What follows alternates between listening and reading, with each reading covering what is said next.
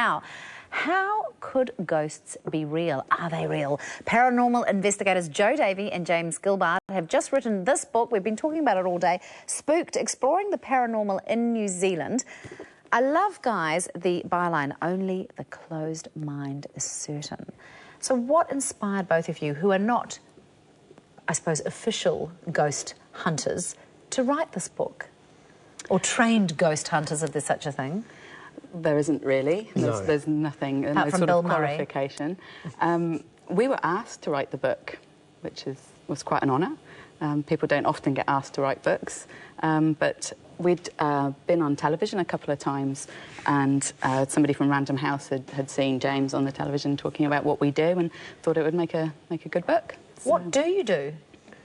You've got a group, haven't you? There's 8 of us, and they're all sitting there primed, ready to go. We investigate presences, hauntings, ghosts. People sometimes call us and get us to come round and look at their business place or house, and sometimes people are quite, you know, on edge. They've had some quite scary experiences and they're a bit upset. And we try and find out what's going on. Do you believe in ghosts? Have you had any experiences yourselves? We've had experiences that we can't explain, but the line we like to use is you don't have to believe in ghosts to be interested in them, and basically the group is interested in what might be going on, what it is that people see or think they've seen when they've had a paranormal experience, and so we are trying to get to the root cause of what might be happening, and it may turn out to be something very mundane and not in the slightest bit thrilling, but we just want to find out what is happening. Because that's sort of the big premise of your book, from my understanding from reading it, is that most of these paranormal experiences and photos, etc., can be explained by natural causes. Let's talk about that orb thing. Because I showed the photos to Brendan and he goes, oh no, I think orbs are real. He thinks orbs are real. Those white... Yeah. Lots of people do. Yeah. Even though in here you think it's dust. Well, James is a professional photographer, and so he knows a camera inside out, backwards and forwards, and is able to work out the technical reasons why orbs pop up a lot of the time. When people first got digital compact cameras and everyone started going ghost hunting in old houses and buildings at night and taking photos with flash, you kick up a lot of dust, the dust reflects off the flash out of focus into the lens and gives you these bright things that look as if they're floating in space in the photograph. That's what most orbs are, but that doesn't... there still could be orbs which are paranormal, and it's a little hard to sort the wheat from the chaff. So just because you have a rational explanation for something doesn't mean that that is always the reason for it. But you think in most situations, orbs are natural explanation, dust? They're photographic anomalies. Insects, raindrops also create this similar sort of image. There's another really interesting image in there, which is someone obviously taken a photo of themselves, 2 of them, and then there's this other face in the middle. Yeah. How does that get explained when there's a phantom face? That was a very interesting one. We were sent that. Someone emailed it to us, and we do encourage people to email us their unexplained photos.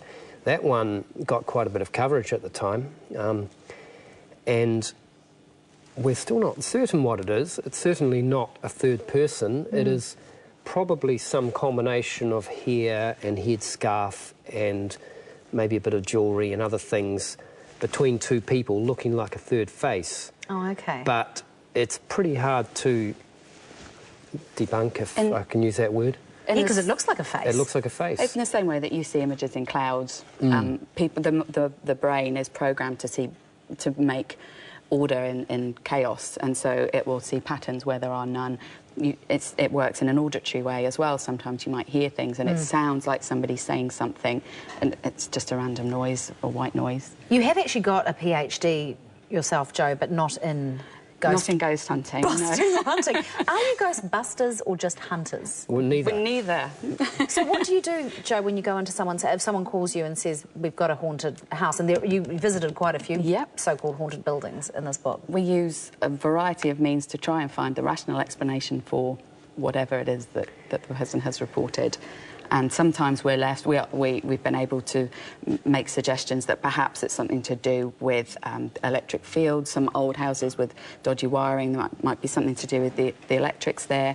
And often we don't come to a conclusion about what's happening, but we are always searching for the logical, rational explanation first. So we're not hunting ghosts. Or busting ghosts. Or busting ghosts, certainly not busting. We call ourselves paranormal investigators. So the big question is, and I know you've got a couple of stories in there and people have to get the book to read about your own personal experiences, but do you believe in ghosts?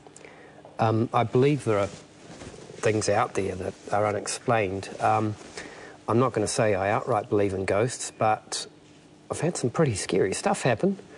My wife Denise and I had to flee a hotel in Wanganui in the middle of the night. This was 10 or 12 years ago, and it's in the prologue of the book. We were scared. And there was nobody to go to afterwards.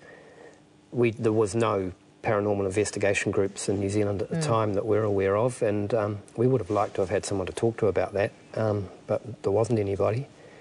And that sort of slightly led to forming the group some years later. And I'm optimistic about the possibility.